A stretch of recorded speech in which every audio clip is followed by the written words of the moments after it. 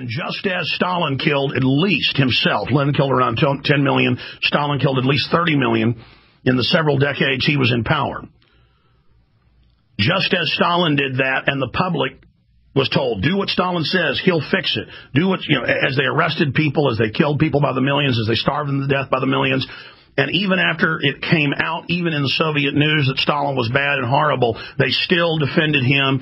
And there are still old people in Russia today by the millions that go around wearing Stalin T-shirts and holding up Stalin signs because they can't admit they were wrong about endorsing and supporting Joseph Stalin. There are still Germans in Germany who still love Hitler because they can't admit they were wrong and signing on to him. There are tens of millions of Chinese who still carry around the little red book and worship Mao Zedong, even though after he died, his wife, who ran most of the executions, was arrested by the communists themselves. And the communists say that he killed 84 million. The Encyclopedia Britannica says 62 million. We don't know. The Chinese government says 80-plus million. I did that research for the film Endgame. And tens of millions of them still love him, and because they were young teenagers when they signed on to be part of his youth corps outside of the Communist Party to go terrorize and attack and shout down anybody that got in his way. And how did he start the youth corps after he already had power? He said, we're going to help starving people with soup kitchens.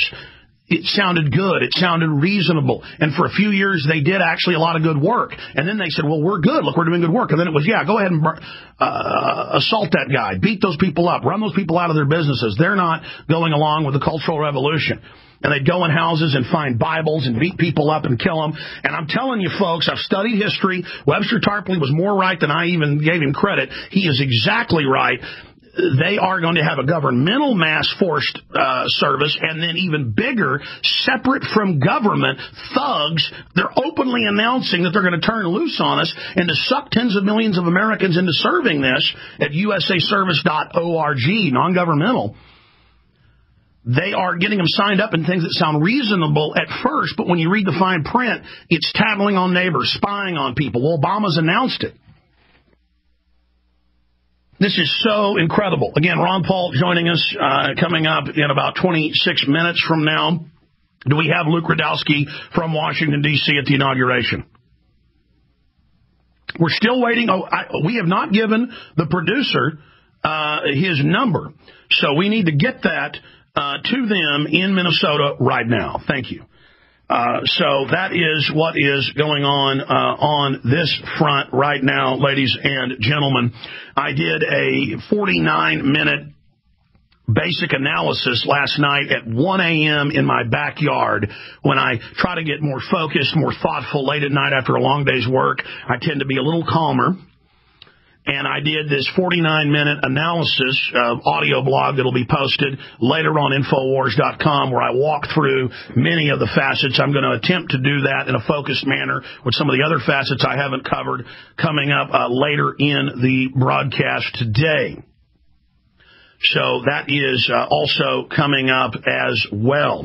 And again, Luke Rudowski from the ground coming up.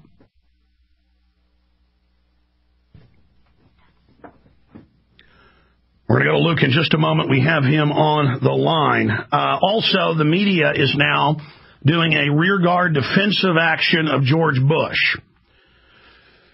Here's a Fox News headline. Bashers in Bush era deflated by lack of prosecution. See, you're just bashers. It isn't that you're against millions of dead Iraqis and lies about WMDs and faked weapons dossiers on yellow cake uranium and aluminum tubes. It's not just that you don't like the torture camps and the attack on the Constitution and the Patriot Act and all the things Bush did, or all the conservatives that don't like him for the North American Union, the trans-NAFTA highways. No, none of that matters now.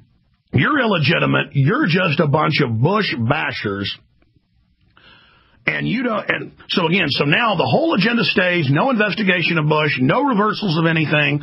Just a few stunts Obama will pull, like shutting down Guantanamo. And ABC News announces they're setting up internal Guantanamos at Marine Corps bases and Navy bases here in the United States, in California and South Carolina and Texas and other states.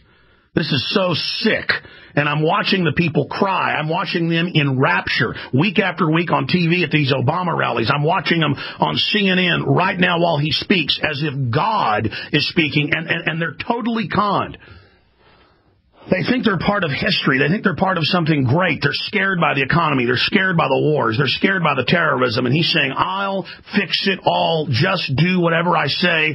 And then when you read the fine print, it is an even bigger government, even bigger control, more corporate looting, more banks bankrupting us and stealing trillions a week. Trillions a week. And trillion-plus dollar defense budgets and doubling the size of government again. And another $1 trillion to be given to select corporations to buy their support domestically in the United States.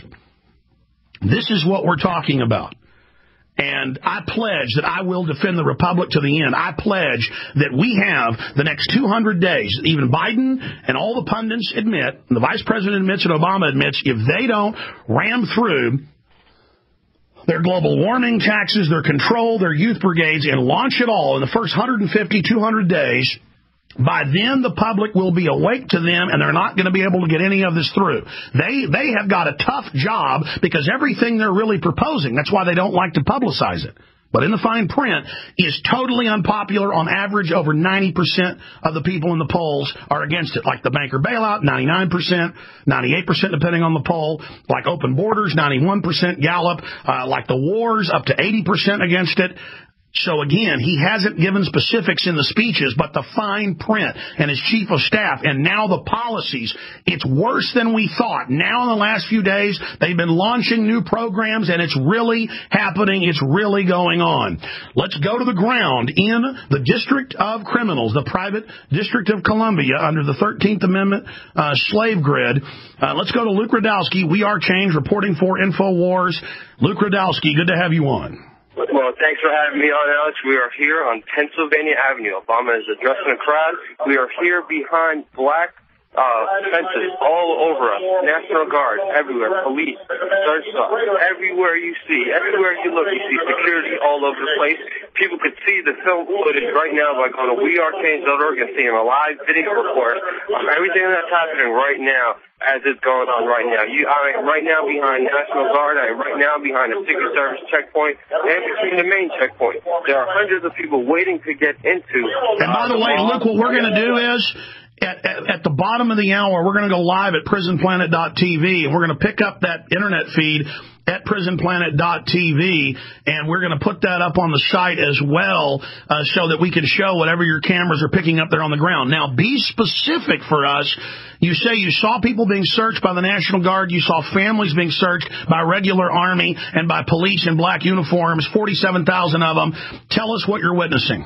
Yeah, people are just pretty much waiting to get searched, waiting to get through the black fences, and there's really hundreds, if not thousands, of people waiting at security checkpoints, waiting to get through. It is a horrible situation here. Nobody can get through anywhere. The city is in gridlock. There's police and Secret Service on every street corner that you look on, and ultimately they have set up these fences, and they have little openings, one little door openings in these fences that they expect thousands of people to go through, and that's where you have to go through airport-style security.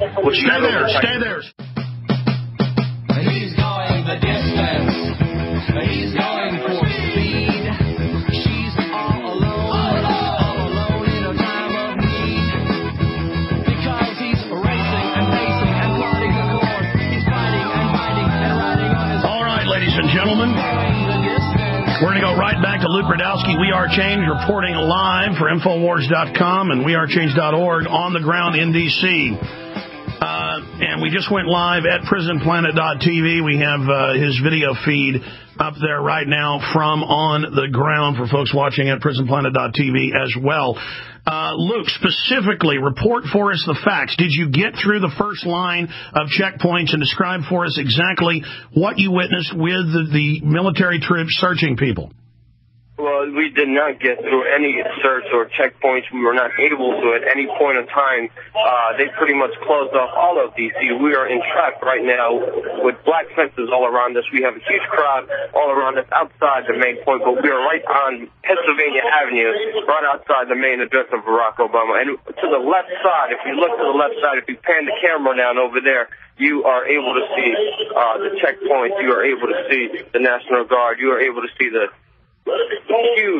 huge police state presence here in Washington, D.C.